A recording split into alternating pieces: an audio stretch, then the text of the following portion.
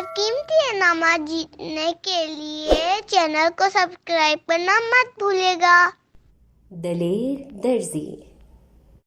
کسی شہر میں ایک درزی رہتا تھا۔ ایک دن وہ معمول کے مطابق اپنی میز پر بیٹھا کپڑے سینے میں مصروف تھا۔ کام کے دوران وہ باہر آتے جاتے لوگوں پر بھی کھڑکی سے نظر ڈال لیتا تھا۔ اسی دوران باہر سے ایک عورت سر پر ٹوکری اٹھائے آواز لگاتی ہوئی گزری، مزیدار مربے لے لو، مزیدار مربے لے لو۔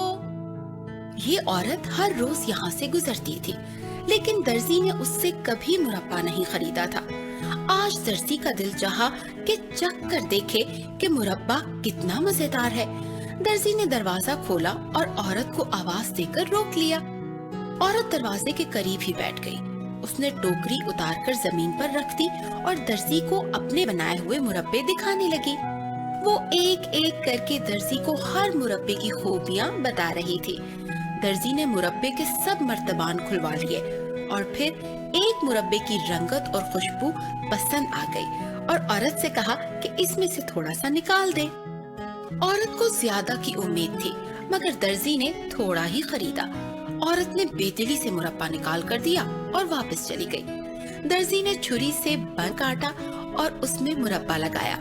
پھر اس نے سوچا کہ پہلے اپنا کام پورا کر لے پھر کھائے گا۔ وہ کپڑے سینے لگا، پر میٹھے کی خوشبو سے مکھیاں آ کر تھالی پر بھن بھنانے لگی۔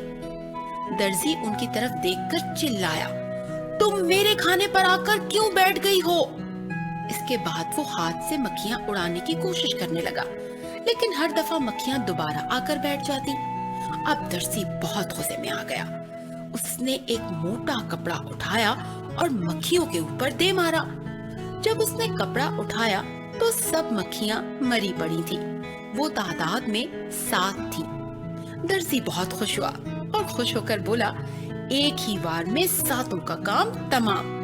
اپنے اس کارنامے پر اسے بہت ہی فخر محسوس ہو رہا تھا۔ اگلے دن اس نے تھیلے میں ضروری سامان لیا اور گھر سے روانہ ہو گیا۔ چلتے چلتے وہ ایک پہاڑی علاقے میں پہنچ گیا۔ یہاں ایک دیو بیٹھا تھا۔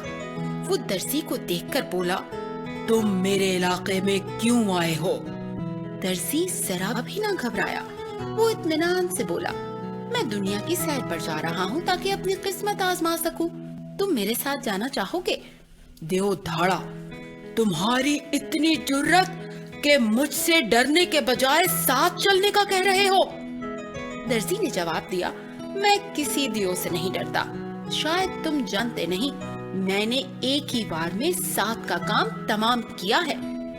دیو یہ سن کر گڑبڑا گیا۔ وہ سمجھا کہ اس بونا نما مخلوق کے پاس کوئی خاص طاقت ہے جس سے یہ 7 دیو مار چکا ہے۔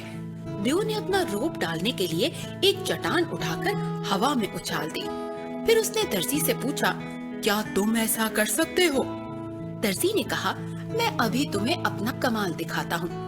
میں پتھر میں سے پانی نکال سکتا ہوں۔ اس نے تھیلے میں سے پنیر کا ایک ٹکڑا نکال کر اسے ہاتھوں میں دبایا تو پانی نکل آیا، لیکن دیو اسے پتھر کا ٹکڑا ہی سمجھا۔ دیو کو یقین ہو گیا کہ یہ لڑکا اس سے کہیں زیادہ طاقتور ہے۔ اس کی طاقت کو مان گیا وہ۔ دیو نے ڈرتے ڈرتے درزی سے کہا، مجھے مت مارنا، میں تمہیں اپنے گروہ سے ملوانے لے چلتا ہوں۔ کیونکہ تم ہم سب سے زیادہ طاقتور ہو، اس لیے ہم تمہیں سردار بنا لیں گے۔ اس کے بدلے تم ہماری جان بخش دینا۔ دیو نے زمین سے ایک درخت اکھاڑ کر کندھے پر رکھا۔ پھر اس نے درزی کو درخت کے تنے پر بٹھایا اور اپنے ٹھکانے کی طرف چل پڑا۔ دیو اپنے غار میں پہنچا، جہاں پہلے سے ہی کئی دیو موجود تھے اور بکریوں کا گوشت بھون بھون کر کھا رہے تھے۔ انہوں نے پہاڑی والے دیو سے پوچھا، تم اس بونے کو یہاں کیوں لائے ہو؟ دیو نے انہیں پہاڑی پر پیش آنے والا سارا واقعہ سنایا۔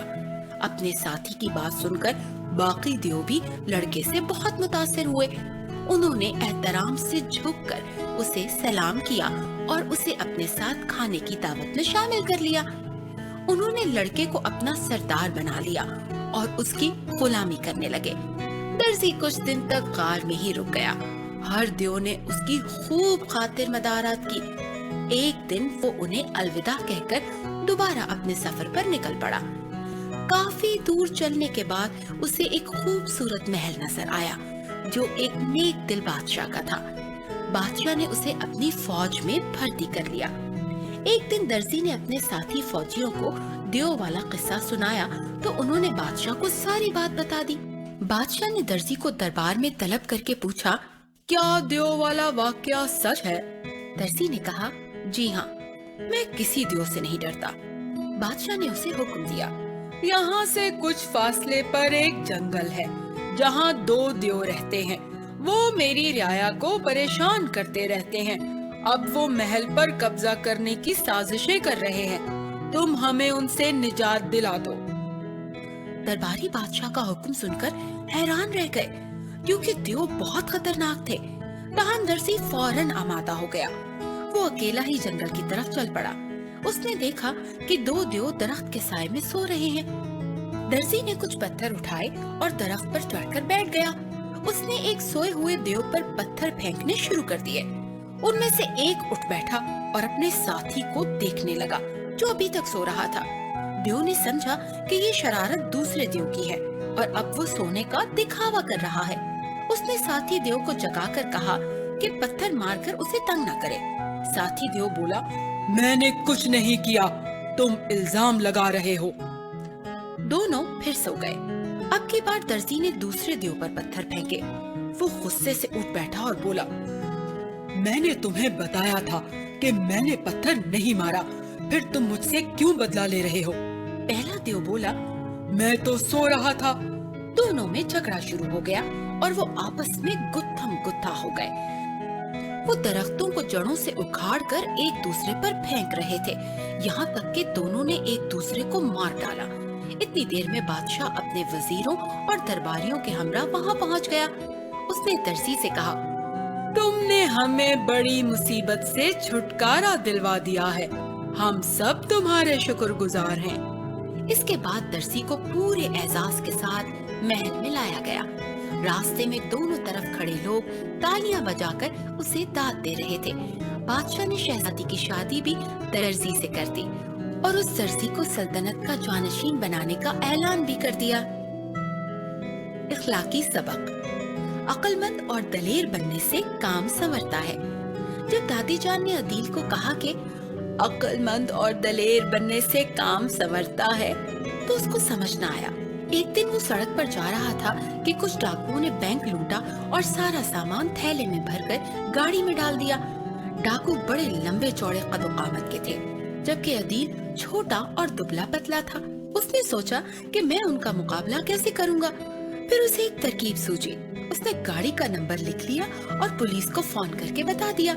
پولیس نے فوراً کارروائی کر کے انہیں آسانی سے گرفتار کر لیا۔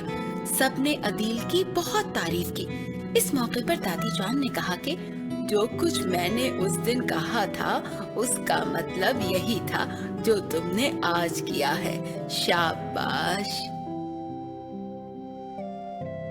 پیارے بچوں، تو آپ کو کہانی پسند آئی؟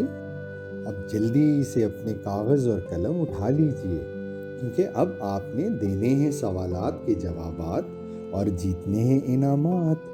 تو کیا آپ تیار ہیں؟ سوال نمبر 1، درزی کہاں بیٹھ کر کپڑے سی رہا تھا؟ سوال نمبر 2، درزی نے عورت سے کیا خریدا؟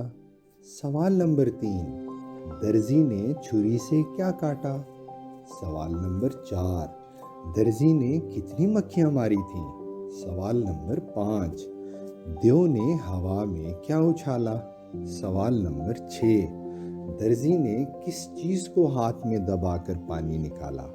سوال نمبر 7، غار میں موجود دیو کس جانور کا گوشت بھون کر کھا رہے تھے؟ سوال نمبر 8، دیو نے درزی کو کیا بنا لیا؟ سوال نمبر 9، درزی نے سوئے ہوئے دیو پر کیا پھینکا؟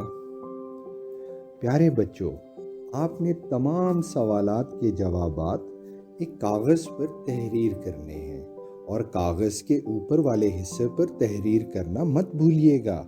اپنا نام، والد یا والدہ کا نام، موبائل نمبر، اپنی عمر، اپنی کلاس اور اپنے اسکول کے نام کے ساتھ اپنے شہر کا نام۔ اور جب آپ تمام سوالات کے جوابات تحریر کر لیں تو اس کی ایک تصویر کھینچ کر اسے ہمارے ای میل اکاؤنٹ سنے کہانی @gmail.com پر سینڈ کر دیں۔